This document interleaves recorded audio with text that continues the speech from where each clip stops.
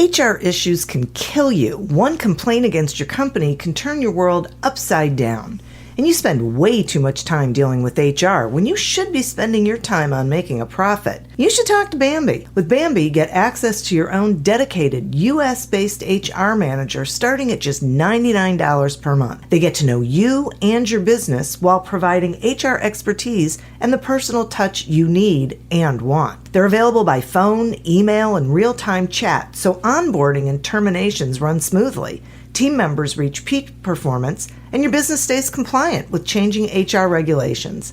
And with Bambi's HR Autopilot, you'll automate important HR practices like setting policies, training, and feedback. HR managers can easily cost $80,000 a year, but Bambi starts at $99 per month.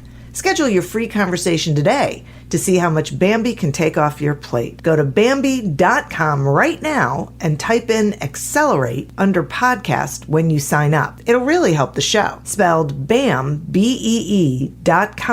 Bambi.com. Type in Accelerate. Some cars are comfy on the inside but don't have power on the outside. And some cars have the horsepower but none of the comfort. I used to think there weren't any cars that were the total package. But that all changed when I got my Honda SUV. It's rugged and sophisticated, and right now, Honda has deals on the entire Honda SUV lineup. CR-V, HR-V, Pilot, Passport, you name it. So if you're looking for a car that's the total package, the only place you'll find it is at your local Honda dealer. Hurry before they're all gone.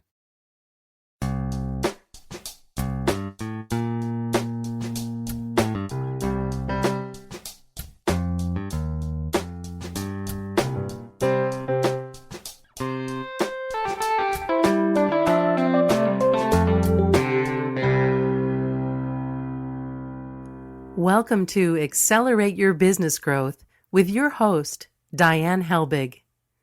Diane is a leading small business development and leadership coach, author, and speaker who is passionate about sharing valuable ideas, tips, and techniques with business professionals worldwide. Diane brings you the world's experts and gurus in all things business, whether it's sales, structure, social media, planning, or plateauing. Guests bring their expertise and energy to each episode. When growing your business is your focus, Accelerate Your Business Growth is the show to listen to. Got a topic or guest suggestion? Let Diane know. The goal is to make sure you have the information you need to move your business forward. Thanks for joining us. Settle in and enjoy. Hi, everybody. Thank you so much for joining us. Today's podcast is sponsored by Audible.com. Audible.com is a leading provider of spoken digital entertainment and information. Listen to audiobooks whenever and wherever you want. Get a free book when you sign up for a 30-day free trial at audibletrial.com/businessgrowth. We are honored and pretty thrilled that this podcast continues to be recognized as a resource for small business and entrepreneurs and sales professionals. From MSNBC's Your Business to Inc.com, Fit Small Business, Proven, the list really goes on and on. A number of sites have included us on their lists of the best podcasts to listen to. This is mostly due to the wonderful guests that I have really been thrilled to talk to over the years. These are folks who have expertise. They join me to have a conversation and share their valuable knowledge with all of you so that you can do better things in your businesses. And today is no different. My guest today is James Colburn. James is a father, husband, acclaimed author, and serial entrepreneur with vast experience in real estate, consulting, and sales. He's a franchise consultant and sales trainer for one of the largest and most successful real estate companies in the nation. At the height of his real estate career, he sold tens of millions of dollars in real estate each year. On the outside, it looked like James was living the ultimate dream, but along the way, he had lost his sense of purpose. James realized that conventional measures of achievement can keep even the best performers from finding fulfillment. He mistakenly defined himself by his accomplishments rather than by who he was which in turn made him miserable. To help others find purpose and redefine what matters most, James created his personal Resucceed coaching program, where he helps high-achieving professionals and entrepreneurs get more from life. He recently published his first book, Resucceed, Create an Extraordinary Future While You Sleep by using the 5-minute epic evening ritual. In this book, James shares insight into the purposeless epidemic and breaks down the transformational evening ritual that's helping people reclaim their lives and find true happiness. Thank you so much for joining me today, James. Diane, thank you for having me. This is great. And my gosh, you read my entire introduction. I didn't appreciate want to leave anything out. It's the first. It's a first. It's a podcast first. It's great to be here with your listeners, with you, and so excited to get to know you better and talk to your group. Absolutely. I'm so glad you're here. And really, so when I read it, I thought, oh my gosh, I want to make sure I read this whole thing because it is so connective, you know? It's not Yeah, just exactly. like there's this miscellaneous stuff. The whole thing really flows and explains the book, you know, why you wrote the book and, Sure. and you know, really what you're about. So not a problem that thanks to you or whoever wrote it, because it's pretty good and pretty easy to do.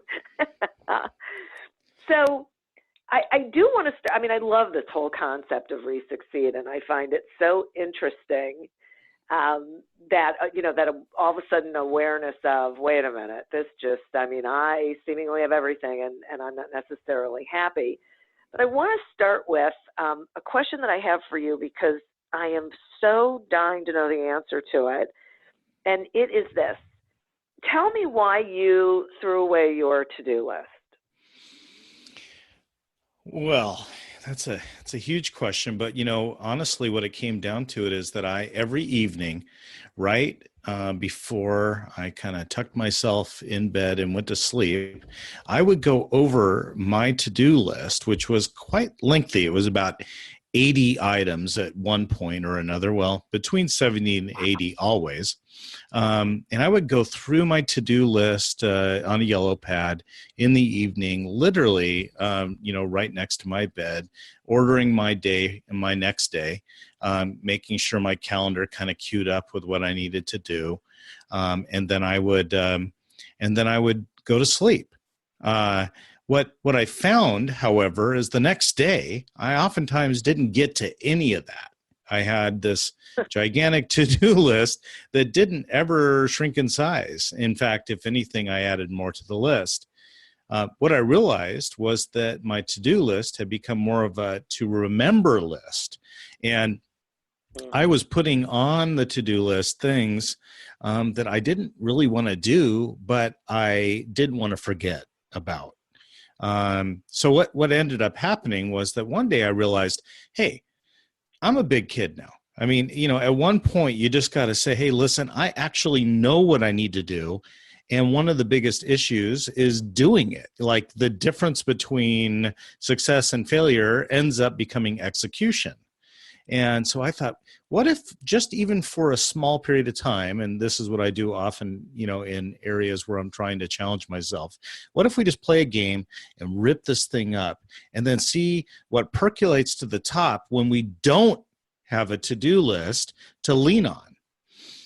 I know most people that are listening to this right now are cringing because a lot of us just we just love the list. In fact, I have this one friend and she has all these different highlighters that she uses that kind of prioritizes things. And then, when her entire to-do list page is all green, then that means it's all been done, right? So it's just very rewarding for her. And yet what I realized is every day I was pretty much not getting to most things on my to-do list. Let's say there's one item on the to-do list that I would actually get to. But then when I didn't get to things, that doesn't mean I wouldn't read through my list. Sometimes I'd even actually rewrite my list. And, we're all guilty of this, where it's like my to-do list has become too busy or too unorganized. I'm going to make one of my to-do list items to rewrite my to-do list. So I would sit down and make it clean, and inevitably there would be certain things that I would not put on my new to-do list, like almost like I would omit things. And then I would trick myself into thinking, hey, since my to-do list is now 5 items less because I omitted things from the list, I've actually done 5 things. Even though I haven't done anything, I just removed them from my list. So it was more of like, it was almost like saying, hey, James, you're a big kid now. You know what you need to do. If you didn't have a to-do list in front of you, would you actually then finally get to the things? And so what I realized is by not having it, I mean, I don't know about you, but it was almost like I would need to get to it before I forgot it. You know what I mean? Like I just start executing. And what I also realized is, hey, the things you need to get to, when you just have that conversation with yourself and you say, you know what, the things I need to get to, I just need to get to them. I don't need to put them on a list. I just need to get to them. And all of a sudden you begin in a way empowering yourself. So that's kind of the long and short of it. But what ended up happening is this little small exercise became just a way of going about things. Is, you know, it reminds me of lean management systems, where the concept that if you had 2 to 3 main goals, how many would you get to? And the answer is, when they kind of queried a large audience on this, is that the answer is you get to 2 to 3 of them. Yeah. When you, right. you know, as your list grows, so as you, like, you know, they kind of incrementally go up on this to the list where you say you had 40 items to get to, how many would you get to? And the answer was 1 or 2. So you actually get to less the more you, so the whole kind of slow down to accomplish more concept was really how I had approached this to-do list thing. Thank you so much for that. It's so interesting to me because it's almost like having the to-do list gets in the way of getting the things done. Yeah. Because if you say, you know, okay, what's something I need to do, and then you just do it, you're more productive, right? Than saying, okay, wait, let me make sure that I've got this list so I don't forget to do that. It's really, really interesting. And I've noticed for myself that when I say, here are 3 things that I'm going to do today, I do them right away in the morning, and then they're done. But I also then am able to do more because those were the things that I actually got them done instead of putting them on a list and saying, okay, I got to make sure I get to this stuff. Wow. Yes. Yeah. That's an interesting, it's a different way of looking at things. It's interesting. Yeah. Wow. Well, it really comes down to a form of resistance. So we start looking at, I started looking at all the areas in my life where I was actually resisting. And so by putting items on the to-do list, I was actually creating a mechanism to resist actually completing things. So, an example is I decided to change that up. Instead of, how you think of someone that you really need to contact and you're driving or something, and you think, I really need to contact that person. There's 2 options here. You could just contact them.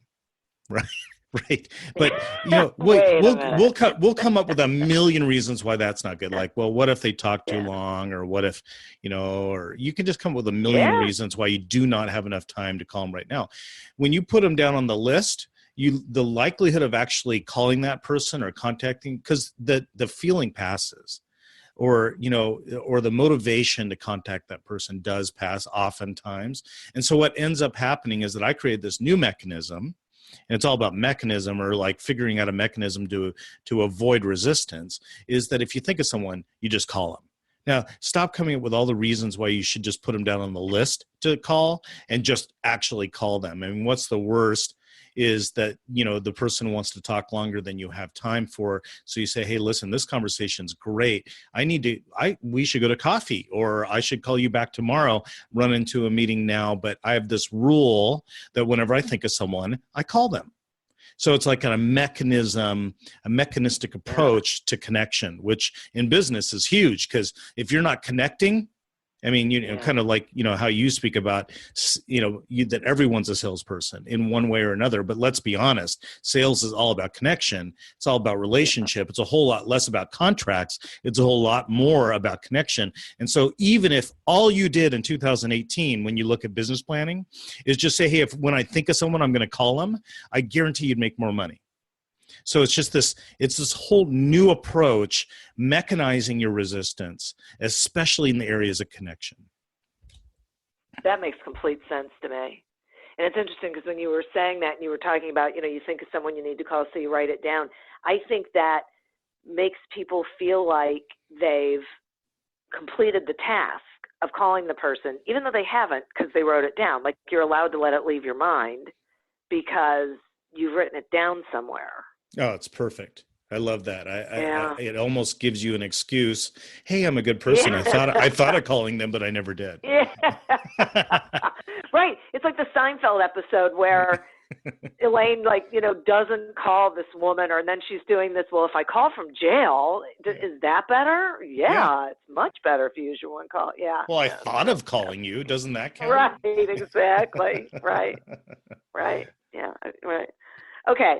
So, how would someone know if they needed to re-succeed? You know, like, are there mile markers? Are there indicators? Well, I think everyone at one point in their life actually needs to re-succeed, but re-succeed is a coined term that I created around my whole, hey, why am I doing all this? Like, there's that whole why, what?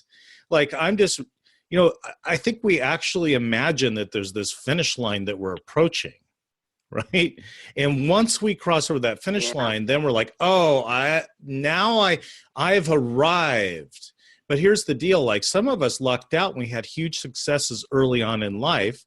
I feel like for me, I was blessed with success early on that begged for me to redefine what success really is. So, you know, I was wrapped up in the whole idea of, you know, financial success, but at the loss of, like, literally every other area of my life. Like, I don't even remember certain years of my kids' childhood, right? So, you know, for me, the re-succeed thing was, oh, wow, you accidentally fell for the trap that what you're great at, what you are paid well for or acknowledged for or given accolades for or, you know, written about or whatever, you know, whatever it is that you're great at, it's not why you were placed here on earth, right? That's not like it's not like, oh yeah, you're a great accountant. It's like, I use the accountant example all the time because most accountants I know don't want to be accountants. They're like, so, you know, they are so angry they're accountants, but they're great at it. I mean, especially accountants, right? Like, what else would I do? I'm great with numbers. So this is my life. And they assign their identity to that. I mean, but then another example I'll give you is, like, if you're a great parent or a great volunteer for a local nonprofit, you sometimes lose yourself in these very valiant, honorable things and realize that you're not more than one dimension. You're still only one dimensional. So there's this point in life, especially for highly successful, highly achieved individuals, where we just want wholeness and we're not complete yet. We're one dimensional still. We deserve a multidimensional life. We just never remembered to build it in. So, I mean, I always use the business planning example of, we're great at planning for success and achievement and hitting our metrics, but then we forget to build in fulfillment. Like, you know, Tony Robbins once said that success without fulfillment is failure. And then one day, I heard that for years, but then all of a sudden one day I realized it kind of is. Because if you're massively successful, but you have zero fulfillment, you have failed. And Wow. especially successful, highly achieved individuals, we're able to hit our goals, our metrics, right? Why can't we just build fulfillment in? Why can't we design a life or even create benchmarks throughout the year where we say, okay, it's time to be fulfilled for the great things we've done, or it's time to have a fulfillment component within our business planning. And all you have to do is add it in. And then guess what? You're figuring out opportunities for celebration. You're focusing on contribution to others beyond yourself. And all of a sudden, Resucceed begins, because you're becoming interested with your life rather than just trying to be interesting. Wow, I think that's huge, being interested in your life. And it's so true that so many people just do the daily slog because that's what they think they're supposed to be doing, or they're making money, and they have decided that that's the definition of success and happiness, until all of a sudden they realize they're not, right? And I jump in and say, but it doesn't mean you'll make less by doing this. As you become whole, right? As you become multidimensional in your life, as fulfillment is injected into your daily life, as that arrives, you don't become less, you become more. And what shifts is you get into creation mode. So you're not in the I want mode, you're in I want to create mode. So then all of a sudden, that is how life becomes as you resucceed. You end up getting into this spot in life where you're already enough. And in that enoughness, you're successful. But the other way is I'll be enough when. Yeah. When and by the way, there's no checkered flag. You aren't going to cross a finish line. It will be rather quiet when you pass away. So it's, I think the urgency is really kind of big, right? Like we need to resucceed daily in our lives. We need to become interested in our lives, not just interesting. We have it backwards here. And I think that arrives at different times in people's life. In my book, I talk about, perhaps the midlife crisis is less of a crisis and more of a gift, right? Just a reminder, if you will, that shoot, my worst year was my best year financially, right? And why it was so bad was that I was just wanting one more sale, right? And it wasn't for the money. It was because I was lost in that kind of transactional success and defining myself by that. Yeah, it's so interesting. It's such a great way of looking at all of it, because I just don't think people realize until it's too late. So this is so great, because it really gives you the opportunity to stop and go, okay, wait a second. Every day I should have purpose, right? Every day I should be living the wholeness of my life, not defining myself by one specific part of it. Right. Or living in the past, like almost like defining myself by a past accomplishment. Interestingly enough, it's very much over. The past was the past. And yet, sometimes some of us have these great years, and then all we do for the rest of our life is try to replicate a great year that happened, a decade ago. Like, what if we just let go of that and resucceeded and said, that was then and this is now. That set me up for now, right? Like that great year back in 2006 doesn't define me. It equipped me. Yeah. That's good. Yeah. I like that. Doesn't define me. It equipped me. That's really great. So is this why high achievers are often so unhappy? Is it because they have put the emphasis on the wrong thing to claim success or happiness, whatever you want to call it? Yeah, that's a big question, but I would say that, the biggest, component of unhappiness in high achievers is thinking that the reason was the more obvious. Like the reason why we do what we do was the obvious one. Like we do what we do for money or to pay bills or to provide for our family. But then I would say the evolution, or really the transcending into a spot where we start looking at the reason behind the reason why we do what we do. So, for example, your success ends up not being as much about moving money around in an account, because, by the way, we don't even get to hold it anymore. I don't know if you noticed that. Remember when we were kids, we got to like hold the money we earned, right? Yeah. Wait, now it's like it's like numbers on an app, right? And we like move it here and there, and then hopefully next month there's more numbers, right? Like it's just way less exciting than when I would work in my neighbor's yard and landscape, and then he would give me a crisp $20 bill. Like I was actually, that $20 bill I'm speaking of was more rewarding than some of my biggest paychecks in life, just because it was, what it is.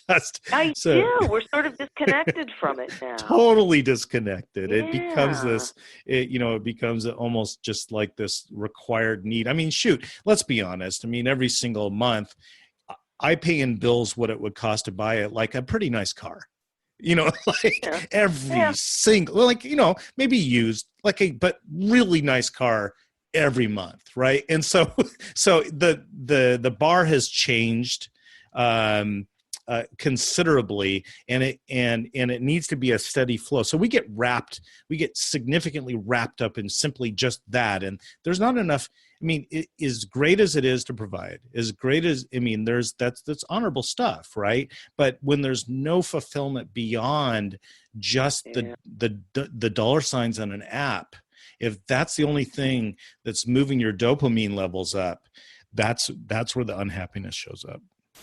Yeah. Yeah. Yep, I get it. All right. Hey, I'm going to take a quick sponsor break, and then we'll continue the conversation. Accelerate Your Business Growth podcast is happy to be sponsored by Audible.com. Audible.com is a leading provider of spoken digital audio entertainment and information.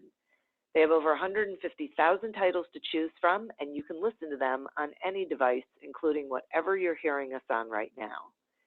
If you sign up at our link, which is audibletrial.com/businessgrowth, you get one free audiobook and a 1-month trial of the service. Some examples of books you can listen to on audible.com are 80/20 Sales and Marketing by Perry Marshall and The Go-Giver by Bob Berg. So visit audibletrial.com/businessgrowth, explore the books that are of interest to you, and receive one free audiobook when you sign up for the trial. Today we're speaking with James Colburn about resucceeding and having purpose, and making sure that you do, and deciding how you define success, really. And James, I should have asked you if your book is on Audible. Absolutely. Yay! Okay, there's another one, folks. Another book you Right. can get on Audible and listen to. Yeah. Well, that's the only way to read a book, by the way. It's not cheating. Right? It is so not cheating to listen to a book. I mean, I get through 40 or 50 books a year by simply having them read to me. Plus, I learn so much better when I hear things. So yeah, that's interesting.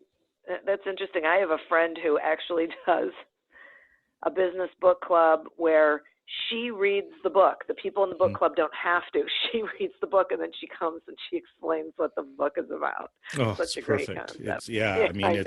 I mean, I'll go 5 pages and not know what I read and go to sleep and all that. Right? I know. Me too. I know. It's really awful. Okay. So let's talk about the science of sleep. She mentioned something about sleep earlier, so I want to circle back around to it, and about the importance of asking great questions. Like, what's the story here? What's the connectivity? Or Well, you know. it's a, I hired a coach at one point when I was resisting completing my book. Um, I just got this sense that I was going to just be writing a book the rest of my life and never publish it, which is pretty typical because it's a very, very, very personal thing. To write a book. And the last thing, many authors want to do is actually publish it, because then you kind of let it go and give it to the world and it's no longer yours. And you also risk, getting feedback about that book that you might not want.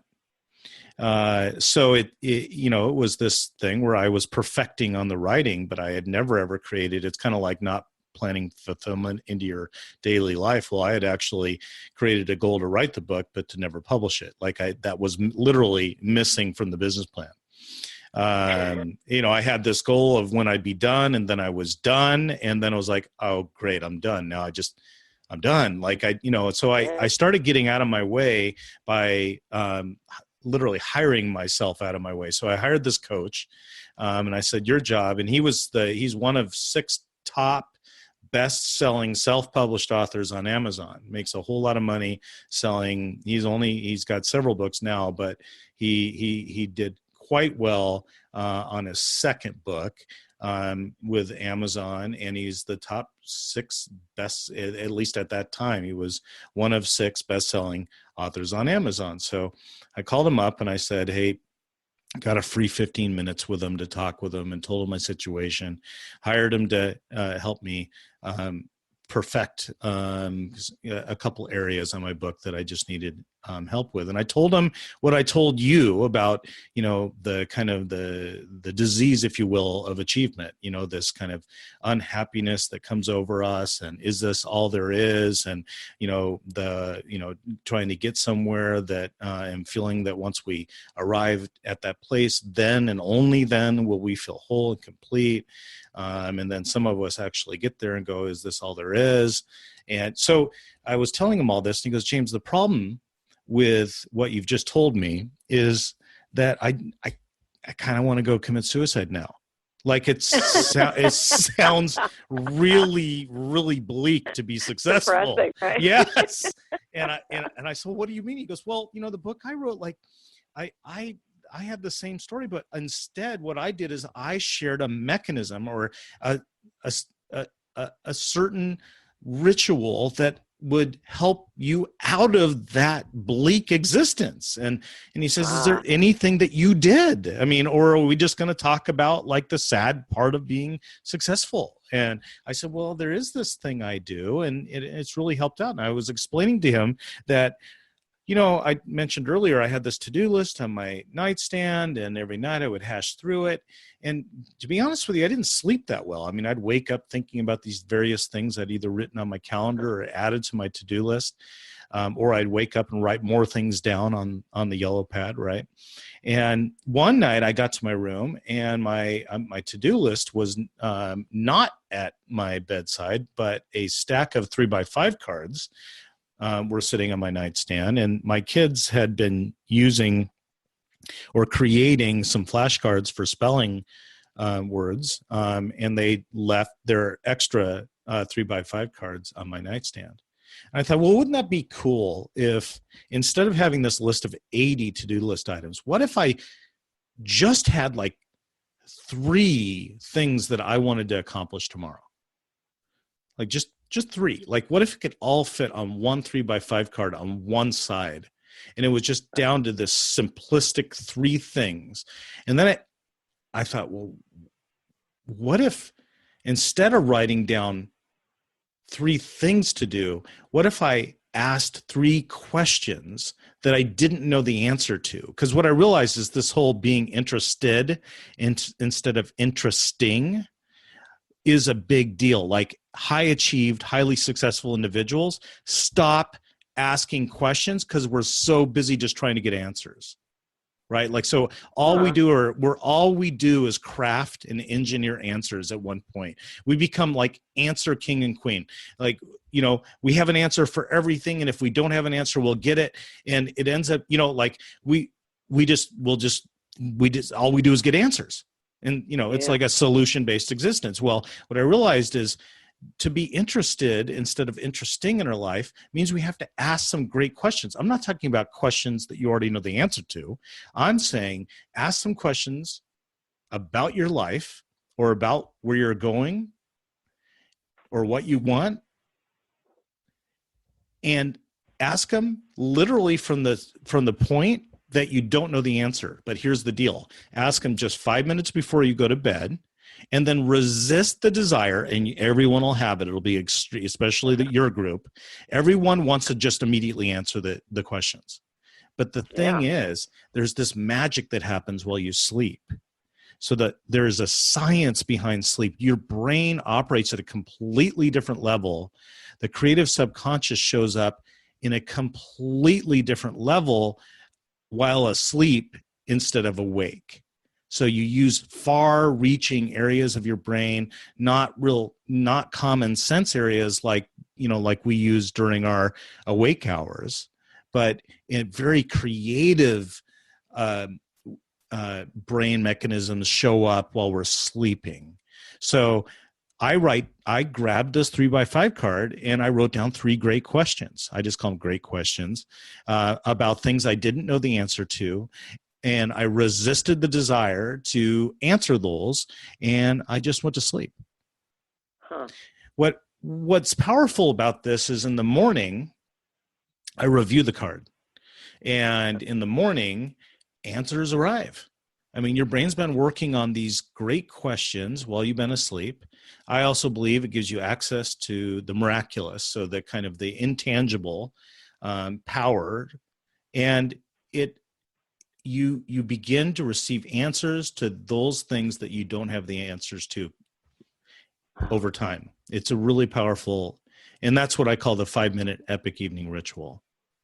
Yeah, boy. I'm going to have to try it. Well, grab some 3x5 cards. I use extra thick ones.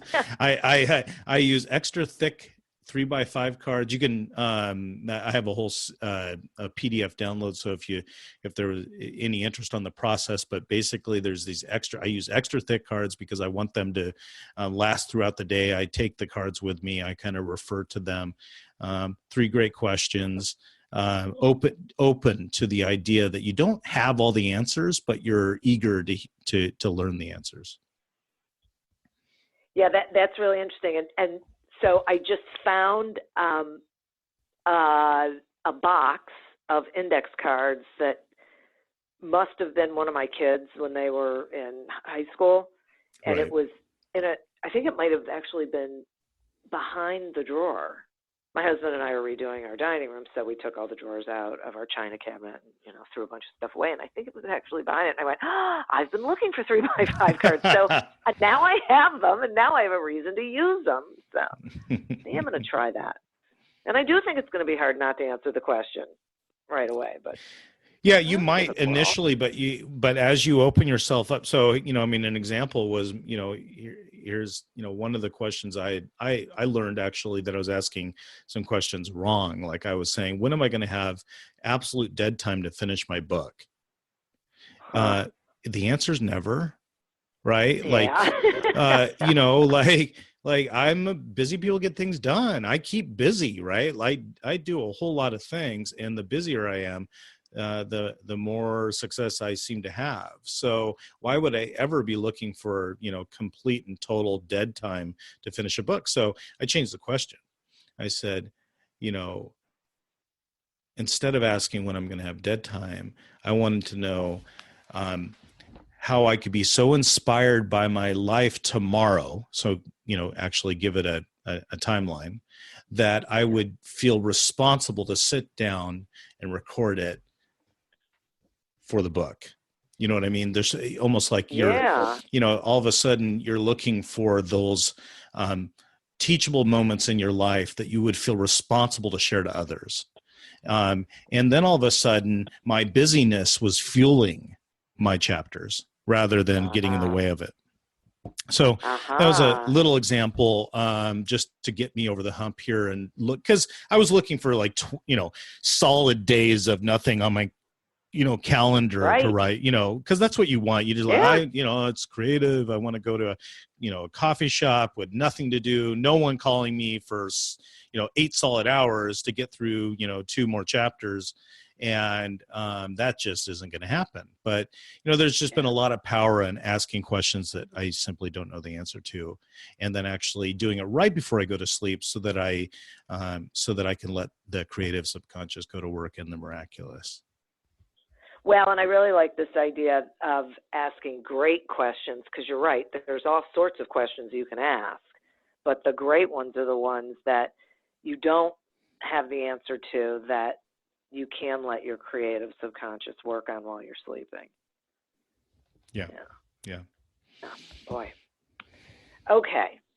So you said something about high performers, like your annual plan. You said your business plan, there were things that were missing, like publishing the book was missing. So what's missing in most high performers' yearly business plans that you think if they could add it, it would be transformational for them? I love that question. I've never been asked it, actually, but it ties right into the chapters of my book. So I break the book into 3 sections. So I call them three Resucceed questions, or re-questions.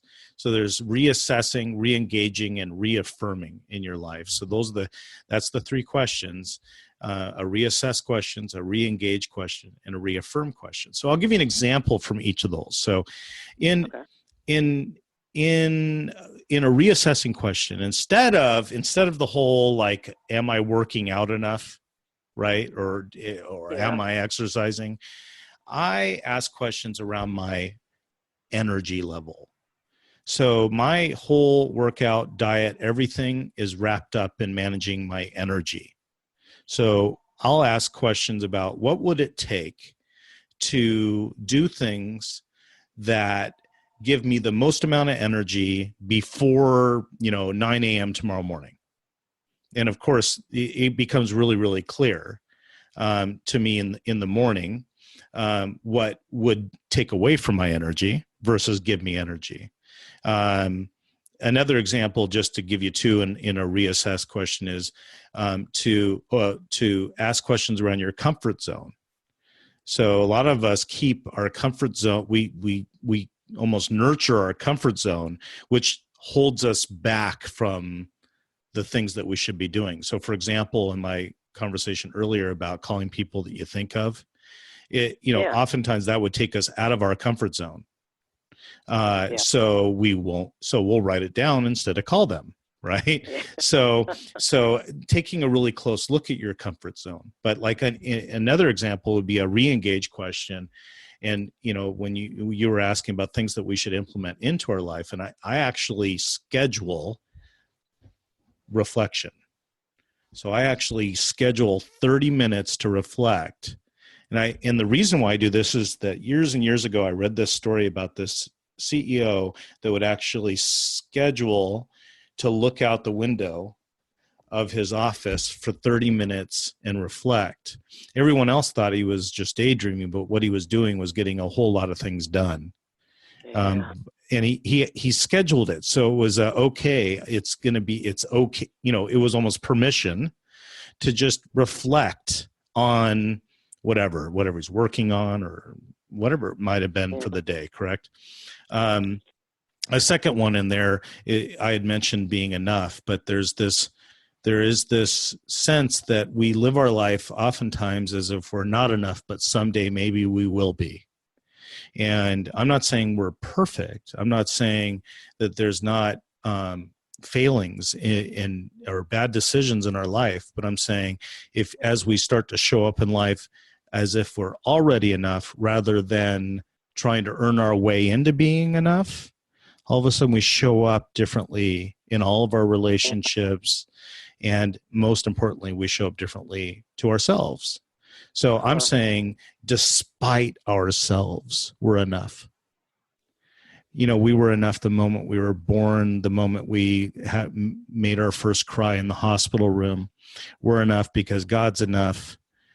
our enoughness is one of the most attractive parts of us, but it's the people that live as if they're not enough, but someday they'll be enough. All of a sudden you're chasing after achievement and success as if it will be the thing, the savior that will make you feel enough. So I'm really, really big on the enoughness conversation, because I believe that all of us, when we look back, there was a period in our life, especially most of us, it's when we were young, when we decided or we started to believe what someone said, that we weren't enough.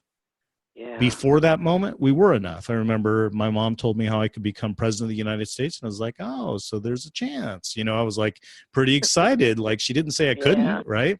And then there was this day when I either adopted someone else's statements to me, or there was a day when I said it to myself that I wasn't enough and I had to earn my way in. Huh. And then the last section would be reaffirming. So there's this reaffirming is around having, opportunities for gratitude. And I call it granular gratitude, because it's not gratitude in the big stuff. It's gratitude in the little things that have made all the difference in our life. Little small nuances that now that we look back, it's like, shoot, if that wouldn't have happened, this wouldn't have happened. You know, it's like, those are the huge opportunities for gratitude. And as we get smaller in our gratitude, as we start noticing the little things, it becomes more powerful. And I have already mentioned, a second reaffirm would be like a celebration, like actually building into your business plan celebration. And yet, salespeople especially believe that when we're jumping for joy or celebrating, that for some reason the ground below will go missing. Like when we land, there's no more ground, right? So there's this, I don't want to jinx my success by celebrating, but what I'm saying is that you do jinx your success by not celebrating. That's good. I totally agree with that. I think we don't celebrate enough. I think we don't, because we think this is what we're supposed to be doing. So it makes, why would we celebrate? Of course we're doing this. We're supposed to be doing this. But when you celebrate even the smallest of achievements, it makes you want to do more of them and do more things, because you're feeling good about actually getting things done. Yes. That exactly. There's just more reward, because again, just the symbols on a app, on a bank app, is not going to do it for you. Yep. And this is interesting for me, because in the past, I'm going to say 2 weeks, I've heard this concept of even the littlest things are important, because if not for them, there's the chance that something else wouldn't have happened. This is like the third time. The first one was, I heard this man speaking who said, if I had told my friend, no, I don't want to drive to Ohio in the winter to take you to see this school, he would have ended up working in the steel yards like everyone else in his town. But because he said yes to his friend and he drove to Cleveland, he ended up going to the Cleveland Institute of Art and taking industrial design, and now owns an innovation firm. And but it all started there with, right? He didn't say no. He said, he said fine. And yesterday I heard a woman. No, go ahead. No, go for it. So, yesterday I heard this woman, Mallory Wegman, speak, who's a Paralympic athlete. She was a swimmer, and when she turned 18, she went in for an epidural for back pain and was paralyzed from the waist down. Mm-hmm. And she talked about there are moments of victory, moments of tragedy, everyday moments, and moments of impact. And she too talked about everyday moments can be moments of change, that when you go through something like this, it's interesting how everyday moments, you become so much more aware of them, and they become so much more important. And, even those can be catalytic. Yes. Yes. Yeah. And Doesn't that's help. why, I mean, I've changed a little bit of my tune. So when things, I've begun to start looking at things as I call them perfect, not, I'm not saying everything happens for a reason, because I don't know if I'm Yeah. 100% there, but but I do call events perfect, but it's my job to figure out why. So Uh-huh. I might not know why yet. Right. So, my moment, my example moment is when I was crossing, there was this young lady in college that I thought was pretty cool. But she was dating this other guy, and I was crossing, in my book, I mentioned that I was crossing this crosswalk at college, and I literally stopped her boyfriend um, in the middle of the crosswalk, because I had heard he was going to be going away for an internship for several years. And I stopped him in the middle of the crosswalk and I said, "Hey, are you going to continue to date that girl that you're dating while you're on that internship?" And he said, "No, I just thought I thought that wouldn't be fair to her, so we're breaking up." I immediately shook his hand with a big smile and sent him on his way, and called her up literally immediately. And 22 years later, we're still married. So Oh, that's I, a great story. I would say that would be but here's the thing. If you could go deeper with that, and you could say, well, when did you meet this girl? Well, it was random. She and her boyfriend were over at my house because they were friends with uh, another one of my roommates, and they were eating pumpkin bread in the living room while I was in my room studying. I came out and I saw them, and I never forgot her. The next interaction I had was at the crosswalk, but think about how random that was. Just Yeah. you start looking at this. Now we have we have a life together. We've been married 22 years. We had 3 kids, and it was all because of I ran into her boyfriend and found out that he's not going to be dating her during this internship, which of Yeah. course gave me a good enough reason to give her a call. And Exactly. and I will tell you, on our first walk on the Willamette River, because we went to University of Oregon, and our first walk on the Willamette River, I knew exactly that. I got back to my roommate at the time, and I said, "I just took a walk with my wife." And that was the very Wow. first walk. So I just knew. But there's that. I Yeah. actually make this rule. So again, it's mechanizing. So I make this rule so that I implement gratitude into my daily life. I make a rule that I won't let my feet hit the carpet off the side of my bed until I have some sort of granular gratitude about something. By the way, there's been mornings where I have to stay in bed for a little while longer because I just can't get there, right? But again, you're working that muscle, right? And Yeah. and of course, you can ask questions around what is something that happened in my life that has forever changed the way I look at business or relationships or whatever, um, and that I have forgotten about, that I should be grateful for. Ask that question at night, and you would be amazed at the answers that would follow. Wow, that's a great idea. That's a great exercise. Wow. I got to tell you, I have so enjoyed this conversation with you. And I just, this is such a great way of looking at life, at the world, at success, at growth. I mean, you fill in the blank.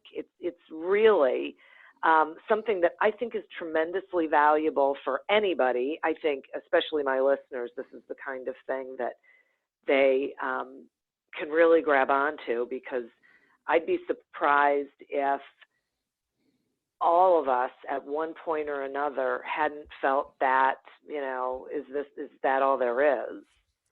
Kind of Absolutely. thing. Yeah. I mean, and the more successful you are, the more that question will come up. Thank you so much for joining me. And would you please tell my listeners how they can get your book, how they can find you, whatever you've got going on that you want to share with them, please do. Well, absolutely. I had touched a little bit on the 5-minute epic evening ritual, and there might be some people, some of your listeners that are interested in giving this a try. And so I created a PDF download, which is absolutely completely free, no strings attached, that you can download right at jamescolburn.net. So my last name is C-O-L-B as in boy, U-R-N. So jamescolburn.net. You can download the resources there, which is the 5-minute epic evening ritual PDF, as well as you can download free chapters of my book. I think there's three, I think, free chapters of my book. But you can also buy my book on Amazon, Resucceed, in all formats, so Kindle or paperback or Audible. And please do that as well.